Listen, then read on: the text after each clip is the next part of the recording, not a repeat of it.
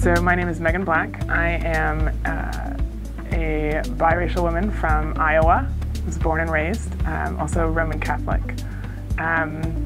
My father is Black and from Illinois, and my mother is white and from Nebraska, and they met in the middle and produced me and my sisters. It's worth noting that every mixed person is different and has a different experience and a different identity. Some are able to be bridge builders, some maybe aren't, or don't want to be. So I'm speaking specifically from my own experience and my own history. I had the privilege of growing up in a very middle-class family in a very accepting and warm community, and benefited greatly from that in terms of my own identity formation, specifically my racial identity formation. I had really good friends when I was younger, and good people around me, and didn't really have to encounter or even think that much about my racial identity until I was in high school.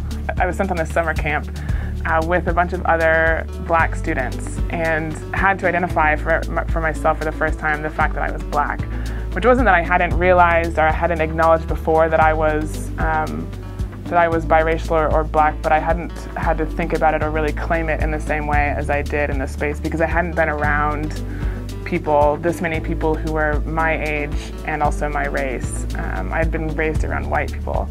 And so for me, that started this whole racial kind of awakening, where I realized what it meant to be other, and what it meant to be biracial, and what it meant to be both white and Black, and how those are fused in me, and sometimes at odds with each other in me, and sometimes really, really well integrated.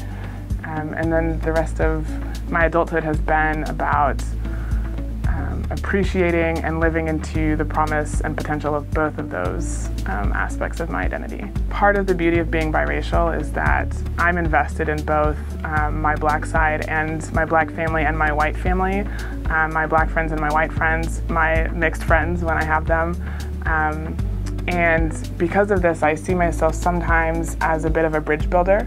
I was raised in a mostly white community, so I understand very well that experience. I have a wonderful and close to my family on my mother's side, but I also know what it means to not be white, and I'm also close to my father's side, and to the life that he comes from and the life that my mother comes from, and so I find myself getting to straddle both of those and find a way to build connections across them.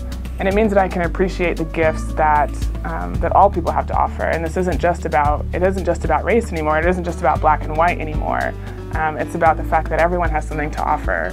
And I think because of where I'm situated and having to learn to appreciate both sides of myself, I also then am able to push it out into the larger world and appreciate people who are different, entirely different from me, and what they have to offer. And I think that's especially important because we're so quick to distance ourselves from people who are different, and we're so quick to push away and to build walls and block each other off. But those of us who are biracial don't have that option. We have to find a way. So I was baptized and raised Catholic, and have actually been to Catholic schools my entire life in Iowa, which means I was going to white Catholic schools and white Catholic parishes. As an adult who wants to take on leadership in my parish community, I've had to find a way to connect with the members of my parish on these issues, on issues of race, on issues of gender, in a way that is often unfamiliar to them because they're coming from a context which doesn't require that they have to pay attention to this. There's not a large African American element in the Catholic Church, in the American Catholic Church. It's important to me that my community appreciates all of who I am, not just white Catholic Megan, not just Black Catholic Megan, but Megan, who's Catholic and loves this community, who's Christian and loves the Christian community. And so in order to get people to appreciate that, means we have to find ways to talk about race.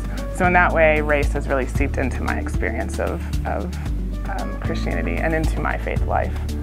Because when I share myself with my community, that means sharing race.